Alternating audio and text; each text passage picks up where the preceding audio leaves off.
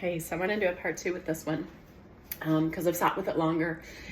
And so I want to talk a bit about like the inner child and the trapped emotions and the old beliefs and cycles, because when those are coming up in our world, it can be extremely hard to know what's our intuition and what is, old patterns. I don't necessarily think of it as like ego in this case, but I do see it as like old patterns, old beliefs, old ways of being that just keep us stuck and learning those same lessons over and over and over. Or even if we know the thing, we just can't get there like on our own. There's something in the way. Sometimes it's self-sabotage. Sometimes it's just like we need a guide, we need a helper.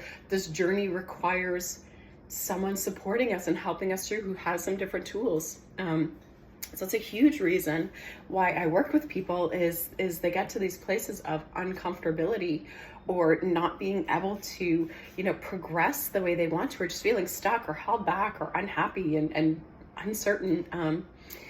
And so what I do is I tap in with Great Spirit, and I tap in with the highest self or soul of that person. I talk to their inner child, and we go right to where those roots are, where these unhelpful beliefs started, or where these energies or programs or thought patterns got stuck in the body, and we start to clear them out and set new strategies in place and allow them to move in new ways. And what I do when I'm teaching like shaman training to some of my my trainees is I describe what we do as like, it's like clearing the filters. So if you think of like a boat filter that's like full of like gunk and algae and garbage and then like yucky stuff, like not a lot can move through that filter. It's bunged up. But as you start cleaning and clearing that filter, then you can get that flow of energy and like air or water or whatever it is that needs to go through, gets to go through. And so when I'm working with people, that's a big piece of what I'm helping them do, is to clear their own filters so that they can get those divine messages from Great Spirit, from their highest self. And it's not clogged with this old sticky debris of the beliefs, of the trapped emotions, of the energies, of whatever they may be, of the trauma.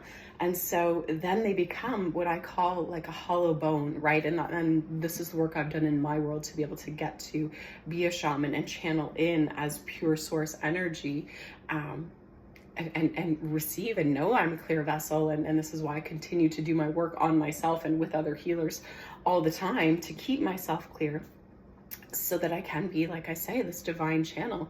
And so I think this question goes even deeper, in that if you're finding your channels are clogged, maybe it's time you do reach out to somebody. Maybe it's time you do connect and address what those root wounds are and help to clear them out and cleanse them, and create new strategies, but also let yourself be this vessel to call in a beautiful divine wisdom. So yeah, that's just another piece that kind of came to me afterwards. And of course, I'd be honored to work with you. Yeah, feel into how that feels.